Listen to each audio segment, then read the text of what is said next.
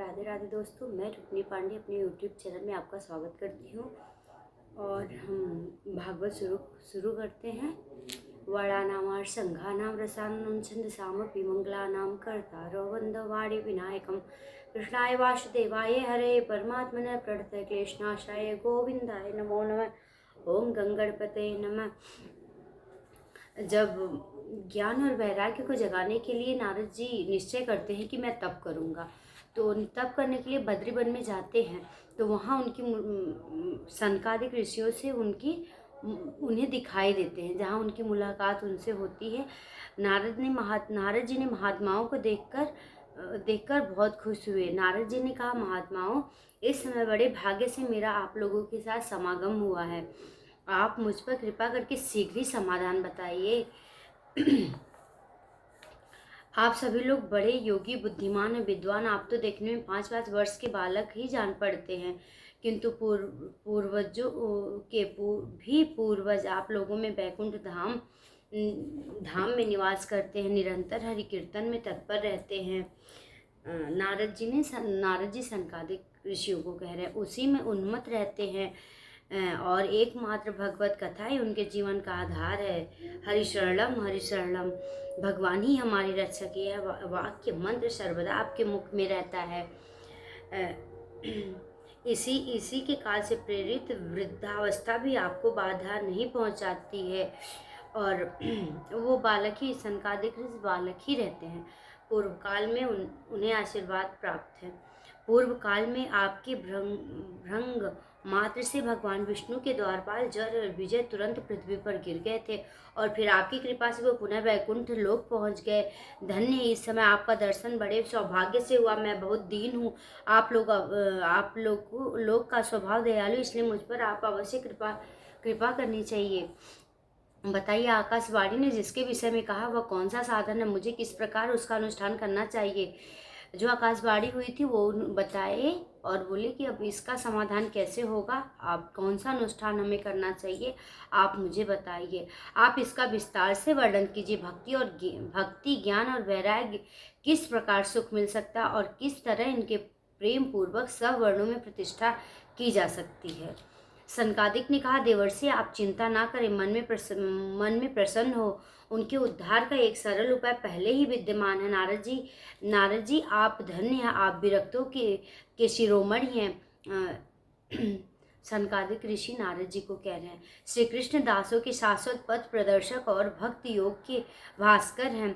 आप भक्ति के लिए जो उद्योग कर रहे हैं, यह आपके लिए कोई आश्चर्य की बात नहीं समझनी चाहिए। भगवान ने भक्त के लिए तो भक्ति की सम्यक स्थापना करना सदा उचित ही है। ऋषियों के संसार में अनेकों मार्ग प्रकट किए हैं, किंतु वे भी सभा कष्टधान हैं, और परिणाम में प्रायः स्वर्ग की प्राप्ति कराने वाला, अभी तक भगवान की प्राप्ति कराने वाला मार्ग तो गुप्त ही रहा है। उसका उपदेश करने वाला पुरुष प्रायः भाग्य से मिलता है। आपको आकाशवाणी जिस सत्कर्म का संकेत किया उसे हम बताते हैं। आप प्रसन्न होकर समाहित चित्त होकर सुनिए। नारद जी, द्रव्य यज्ञ, तपोयज्ञ, योग यज्ञ और स्वाध्याय रूपी ज्ञान यज्ञ, ये सब तो स्वर्ग आदि की प्राप्ति कराने वाले कर्म ही और संकेत करते। पंडितों और ज्ञान यज्ञ सीख के सत्कर्म मुक्तिदायक कर्म का सूचक है। यह श्रीमद् भागवत का पारायण है, जिसका गान सुकादि महानुभावों ने किया। उसके शब्द सुनने से ही भक्ति, ज्ञान और वैराग्य को बड़ा बल मिलेगा। इससे ज्ञान वैराग्य का कष्ट मिट जाएगा और भक्ति को आनंद मिलेगा। सिंह की गर्जना सुनकर जैसे भेड़िया भाग जाते, उसी प्रकार श्रीमद् भागवत की ध्वनि कलयुग के सारे दोष नष्ट हो जाते हैं। तब प्रेमवश प्रभावित करने वाली भक्ति और ज्ञान वैराग्य को साथ लेकर प्रत्येक घर के व्यक्ति के हृदय में क्रीड़ा करेगी। नारद जी ने कहा, मैंने वेदांत, ध्वनि, गीता पाठ करके उनको बहुत जगाया, किंतु ऐसी स्थिति में ये तीनों नहीं जगे। ऐसी स्थिति में श्रीमद् भागवत सुनाने हुए कैसे जगेंगे? क्योंकि उस कथा के प्रत्येक श्लोक, प्रत्येक पद में वेदों का ही सारांश है। आप लोग शरणागत वत्सल हैं, आपका दर्शन करके व्यर्थ नहीं होता, इसलिए मेरा यह संदेह दूर कीजिए, इस कार्य में विलंब ना कीजिए। सनकादिक ने कहा, श्रीमद् भागवत की कथा वेद उपनिषदों के सार से बनी है, सबका सार निचोड़ करके श्रीमद् भागवत बनी है, इसीलिए उनसे अलग उनकी फल रूपा होने के कारण यह बड़ी उत्तम पड़ती है।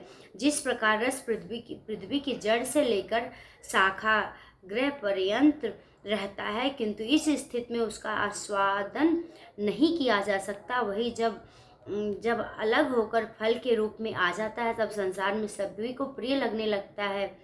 दूध में घी रहता ही है, किंतु उस समय उसका अलग स्वाद नहीं मिलता, वही जब उसको अलग किया जाता तब देवताओं के लिए स्वार्थवर्धक हो जाता है। खांड ईख से और छोर के बीच में व्याप्त रहती है, तथापि अलग होने पर उसकी कुछ और ही मिठास होती है। ऐसी ही भगवान की कथा है। यह भागवत पुराण वेदों के समान है। श्री व्यास जी ने इसे भक्ति और ज्ञान वैराग्य की स्थापना के लिए प्रकाशित किया है। पूर्व काल में जिस समय वेद वेदांत पारगामी और गीता की रचना करने वाले भगवान व्यास देव खिन्न होकर अज्ञान समुद्र से गोते खा रहे थे, उस समय आपने ही उन्हें 4 श्लोकों में इसका उपदेश दिया था। उसे सुनते ही उनकी सारी चिंता दूर हो गई थी। फिर इसमें आश्चर्य क्यों हो रहा है? आप हमसे प्रश्न कर रहे हैं। आपको उन्हें शोक और दुख का विनाश करने वाला श्रीमद् भागवत पुराण ही सुनाना चाहिए। नारद जी ने कहा, महानुभाव, आपका दर्शन जीव के संपूर्ण पापों का तत्काल नष्ट कर देता है। जो संसार दुख रूप दावानल से तपे रहते हैं, उन पर शीघ्र ही शांति की वर्षा करता है। आप निरंतर शेष जी के सहस्त्र मुखों से गाए हुए भगवत कथा अमृत का पान करते हैं। मैं प्रेम लक्षण भक्ति का प्रकाश करने के उद्देश्य से आपकी शरण लेता हूँ। जब अनेकों जन्मों के संचित पुष्प पुंज का उदय होता है, तब मनुष्य को सत्संग मिलता है, तब उसे अज्ञान जनित मोह और मद रूपी अंधकार का नाश करने के लिए विवेक उदय होता है। 2वां अध्याय समाप्त है। राधे राधे।